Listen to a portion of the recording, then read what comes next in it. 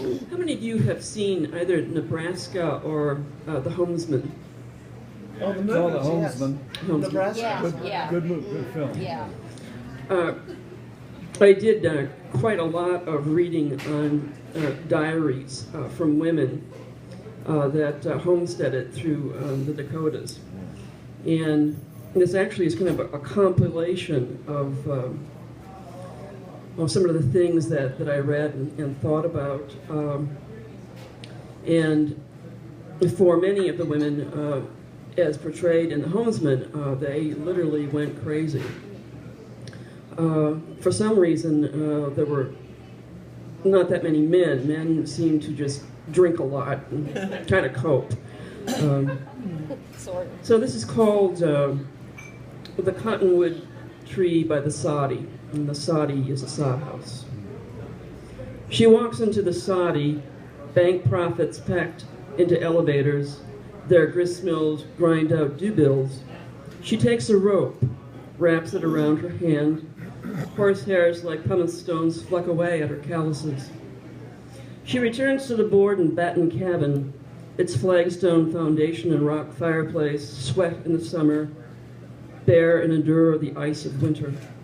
Its walls anchored by exposed rafters, a dirt floor, and dust that foreshadows black blizzards. Each day, the wind whittles away at the window panes.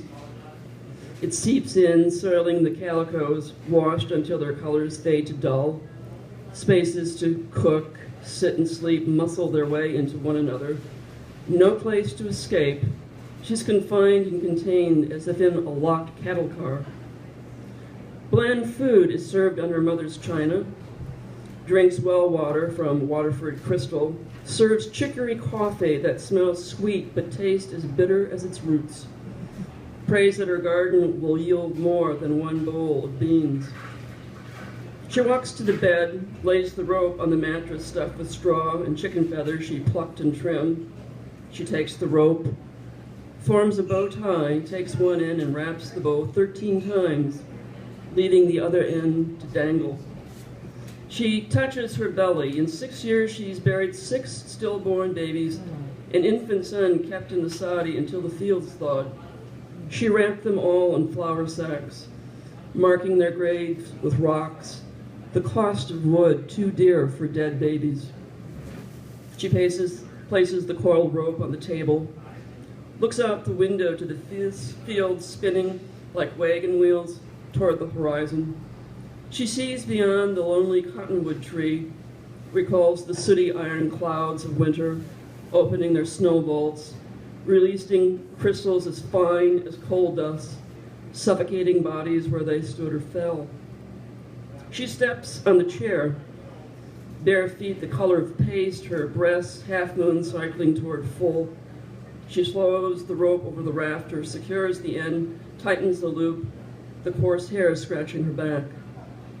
For a brief moment, she closes her eyes, dreams of the first signs of spring, prairie crocuses, the wild blue facts, the wood lilies that signal the end of winter. She sighs, imagining loam's wet scent, seeds repelling downward into the earthy soil.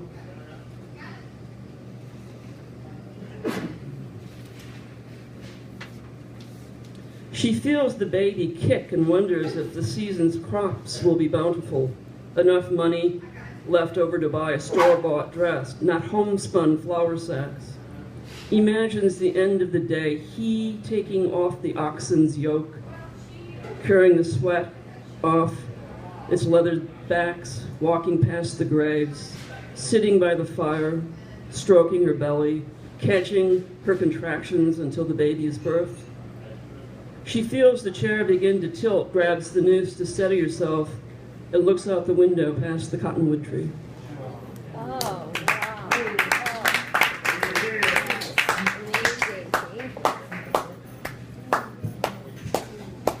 Yes, thank you. Neil. Yeah.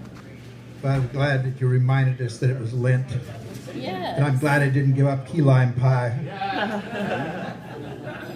But I have Yeah. No, that's okay. If you lean too far. It is not the job of the poet to speak of spring in the springtime. The task is to gather the cool winds of April to freshen your face in July. And all through the fallings of fall, and all through the dyings of winter, and all through the long days of Lent, and all through the pain of the Friday, reminding us always of Sunday.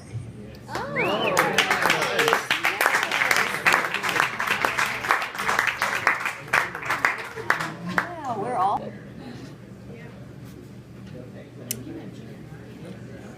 I am here because you are there.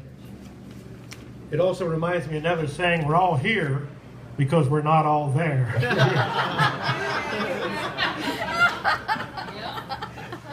This is entitled, You Were There, All of You. When face to face with mortality, lying unconscious on my back, at 53rd and Airport Boulevard, Austin, you were there. A stranger called 911. First responders lifted me up and carried me to safety and help. When I knew not what happened, you were there. Shock spared the pain and realization, yet my body knew. So did doctors and nurses, they saw the x-rays. They treated my brokenness swiftly, professionally, tenderly, kindly. They were there. Family looks told me more than I admitted, assuring me in those same looks they would not leave me by the side of the road. Family was there. Soon friends' voices lifted me up. Concern carries power to heal and is a prayer. Promises unspoken and audible went to my marrow, calcium and minerals for my soul and bones. Friends were there. Now I know what the little boy meant when, after falling down and scraping his elbows, knees, and toes, everybody made over him and lifted him up. He was heard to say to a buddy, if I knew all this good stuff would happen, I almost would have done this sooner. Face to face with mortality, you were there. All of you. Thank you. Gracias. My prayer. May I be there for you.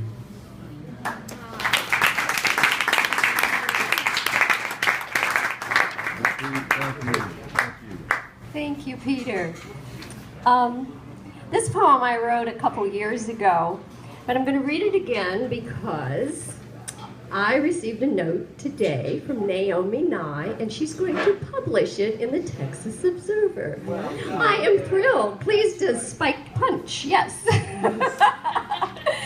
So it's called Nouns at the Border Are Not to Be Trusted. Unlawful and disordered, the patrol at the border answers to no one on either side of the gate. This, the largest police force in the United States. Border as a noun means edge, fringe, boundary. This noun tolerates the taste of duality and collateral damage cruelties. Border as a verb means to join, to flank, to touch, skirt, or meet. Border as an adjective implies relationship, as neighbor, nearness, contiguous, adjacent. Knowing the meaning of the word, nouns at the border are not to be trusted. I much prefer adjectives and verbs. Yes. And Tom, you have a lot more to say. Yeah. You want to hold that? I think he wants me. Jack, run. Come on, run. Come on, yes, good. Put you on the spot. Oh, we love This you. is a true story, I'm just making it up. So make sure you're here, because if you're not here, it didn't happen, right? dinosaurs on the head of a pin, dancing Sufis everywhere. It was 8:06 a.m. this morning, and I was staring out at the grey dawning, and what did I see but a flash of green in the trees, an unfamiliar shape. Now I had seen this before. It was stories of South and Central America, and they came to me, they came this morning in my sacred trees, my sacred winter stick figure skeleton trees.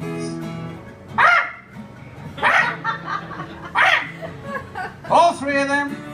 I thought this miracle morning, I must go out and embrace this miracle morning, shivering without cold goose pimpling.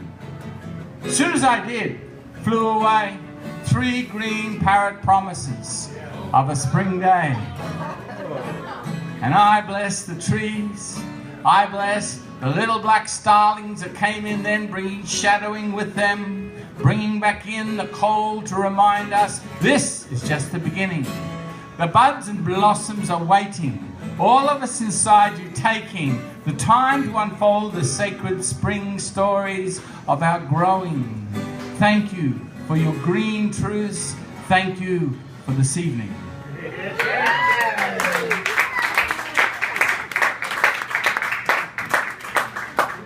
I guess Herman has left. Yeah. Barbara, you had another one you said. Yes.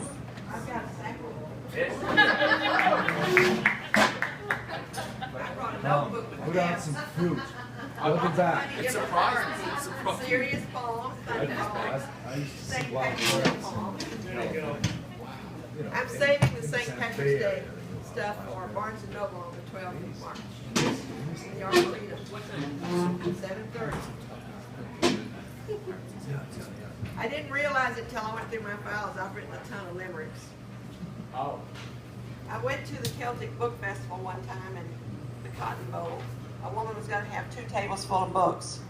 But they told her we couldn't be there unless we did something Celtic and Irish.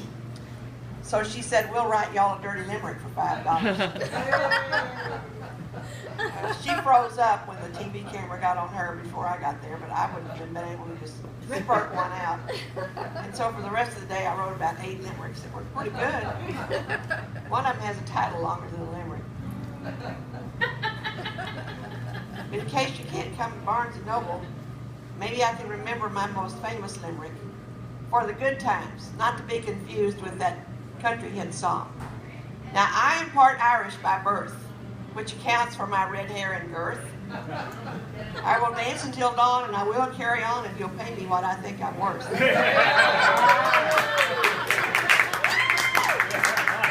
Well, it's a pretty good limerick, but it's not true. I'm very picky. Anyway, the cedar tree has abated, but the oak pollen's fixing to start dangling all over everybody here any day when the sun comes back out. We're lucky we're cold here, but we're not like up north. My goodness. I had a special movie I like on TV about Yellowstone. They said they get 55 feet of snow every winter. Whoa, they can have it. But I don't think Boston should have 55 feet of snow or whatever they've got. Those little green perverts are the flip side of bluebonnets. That's the title. They're all outside just having fun. I'm sitting in my double wide. Until I know they are good and done, I'm not going back outside. Why, they ought to be plumb embarrassed the way they're carrying on. We had to shut our mini blinds until they're all finished and done. Those dangly, strangely hanging things drooping from all those old oak trees must soon leave here by yin or yang so they will quit annoying me. It is not fair for those like me that all their pollen makes us hexed. So we're all inside with allergies while they run free to hug and kiss and have tree sex. That's what you're doing. Thank you. That's one I get out every spring. Hey, all right. Yeah, we got to have Barbara. Thank you.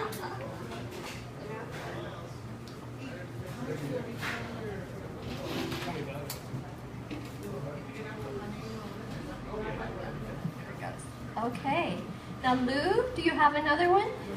Another one up your sleeve, Lulu? Sure he does. Here, look.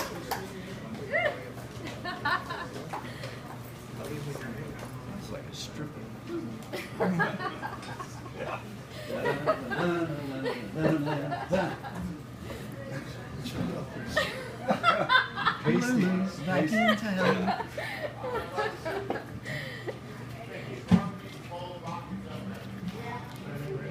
Misunderstood words. When the English first came to Australia, they saw these little birds. We call them parakeets today, or budgerigars, because the English asked the Aborigines, "What is that little bird we see high up in the tree?" The native people said, "Budgerigar, budgerigar." And so the name has stuck. It means a delicious little morsel. So the name has stuck. And so the Spaniards came to that peninsula in Mexico and asked the people there, "What do you call this place?" And the native people said, "Yucatan." And so today it's Yucatan. I don't know, is what it means.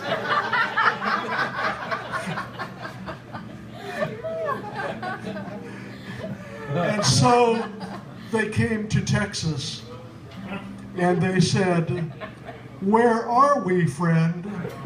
And they said, "Deja." Howdy, friend. But there's another theory there. The people in Texas, here in this very place in Austin, and their word when the Spaniards came was, "Where are we?" And they looked up and went, "Deja." And that means, "The sun, you idiot. What do you call it?" And so the Spaniards came to Mexico, and they saw the frangipani, or the Societ tree, and they said, What is that? What do you call that?" And the Indians said, "Xochitl, Xochitl." And the Spaniards stuck, and today it's still called Xochitl, which means, "It's a flower, you idiot."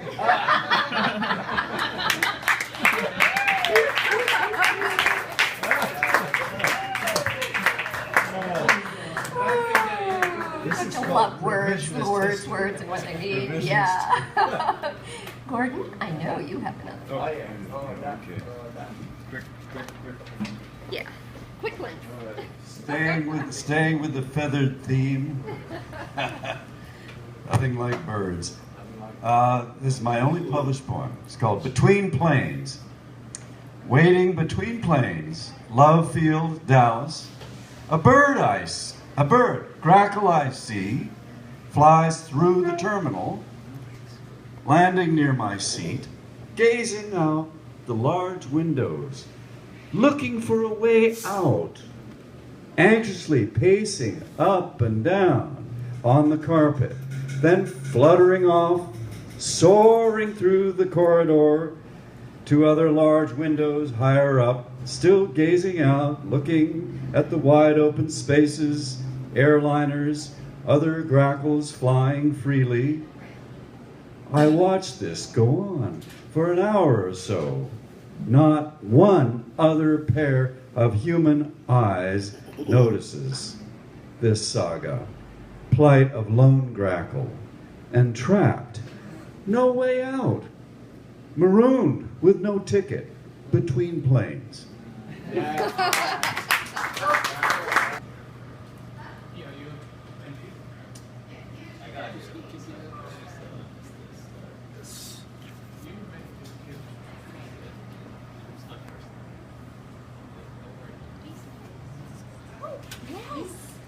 We're pointing at you.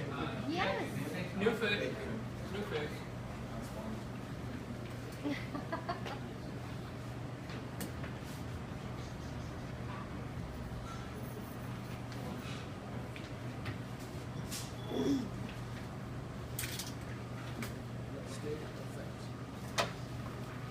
Thank you, Bob.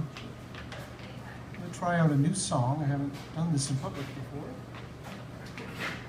Called Love Shows the Way. And this kind of works in tandem with what Pete just recited a little bit. Don't forget it.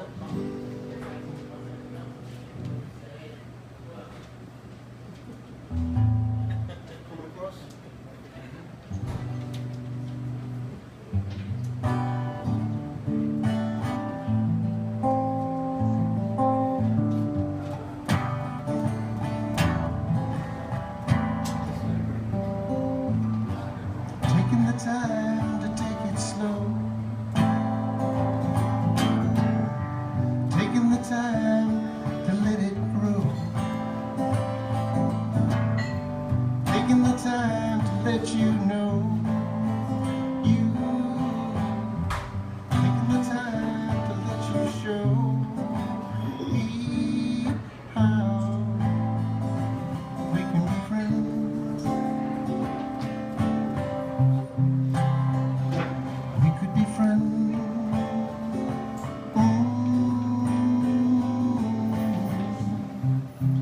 We see the sun as we carry on.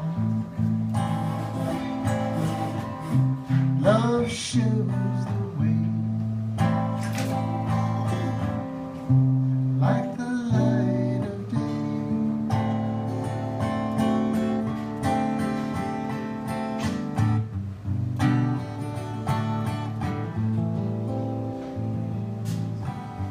Taking care to take it slow. Taking care going down that road. Taking care to share the load. Taking care as our friendship grows. So we can be friends.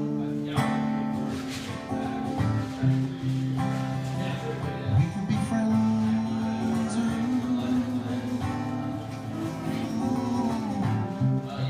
We see the sun as we carry on. Love shows the way, like the light of day.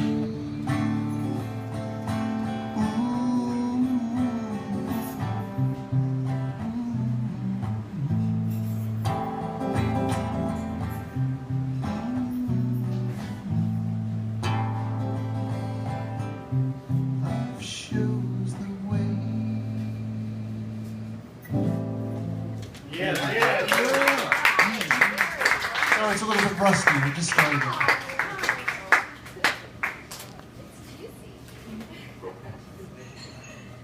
And we have a new fellow over here who's been sitting there all this time and not telling me his name. His name is Andy Maroney? Marone? It's been anglicized. Yeah, okay. Okay.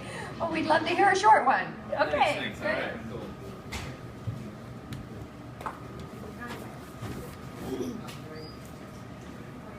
It's been nice hearing all y'all share your rhymes and off the cuff and publish things. Really nice song. Just give me 1 second. Thank you.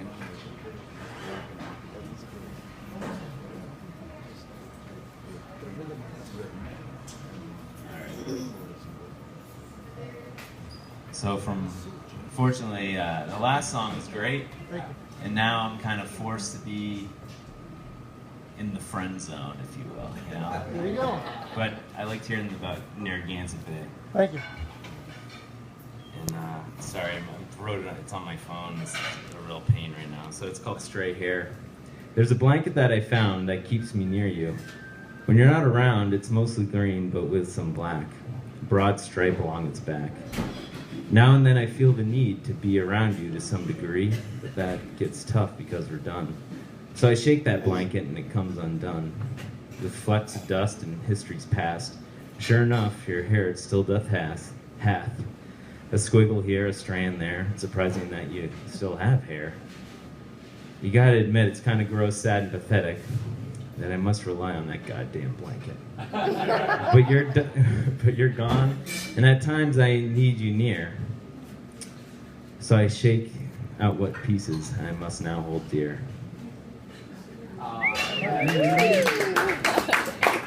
Let's see.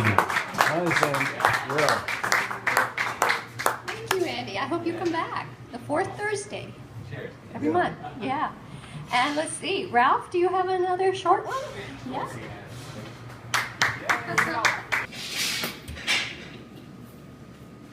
Little clouds come and go like dreams that form, then disappear. In quiet desert air, they do not even drift, but indolently hang as though to see what we are up to in our busy lives below. In schoolyard grass, a boy looks up to find camellias that his older sister claims to see. All he finds are puffy clouds looking back at him like friendly ghosts. He smiles within. Yeah.